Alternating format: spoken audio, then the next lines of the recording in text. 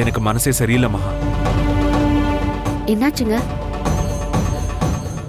அக்காவுக்கு ஒரு தொன்னை வேணும்னு நீ கண்டுபிடிச்சு சொல்ற வரைக்கும் நான் கூட கண்டுக்காம இருந்துட்டேனே. இதுக்காக நேத்து நைட்டே நீங்க நிறைய வருத்தப்பட்டுட்டீங்க.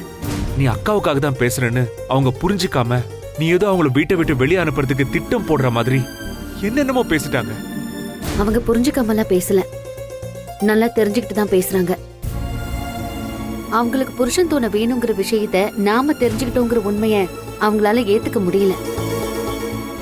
எந்த ஒரு பொண்ணுக்கும் இது ரொம்ப பர்சனலான விஷயம்.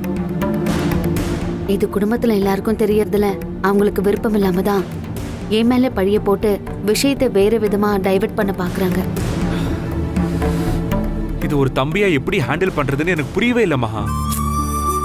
அன்னைக்கு துணை வேணுங்கிறத தாண்டி இன்னைக்கு பாருங்க, மதியம் அப்பா இல்லைன்னு ஸ்கூலுக்கு போக மாட்டேன்னு அடம் பிடிக்கிறான்.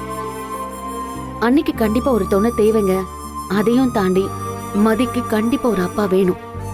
அப்பா பாசமும் அவரை அருகாமையில இல்லாம வளர்ற கஷ்டம் எனக்கு தாங்க தெரியும். மதிக்கு அந்த கஷ்டத்தை நம்ம கொடுக்க கூடாது. என்ன பண்றதுன்னே தெரியல மகா. அக்காவா ஆசைப்பட்டு போன வாழ்க்கை அவங்களே தான் பிடிக்காம வந்துட்டாங்க. அவங்களே வந்துட்டாங்கன்னு அம்மாவோ அப்பாவோ இல்ல நானோ இல்ல வீட்டுல யாரும் அந்த வாழ்க்கையை விசாரிச்சு சேர்த்து வைக்கணும்னு நினைக்கவே இல்லை. ஆனா இப்போ உன் மூலமாதான் அவங்களும் ஒரு மனுஷிதான், பல தேவைகள் இருக்கும். அதுக்காக அவங்கள புருஷன் கூட சேர்த்து வைக்கணும்னு நினைக்கிறோம். ஆனா அக்காவுக்கு தான் அந்த வாழ்க்கை பிடிக்கலையே. பிடிக்காத ஒரு கூடயா சேர்த்து வைக்கணும்னு போராடிக்கிட்டு இருக்கோம்.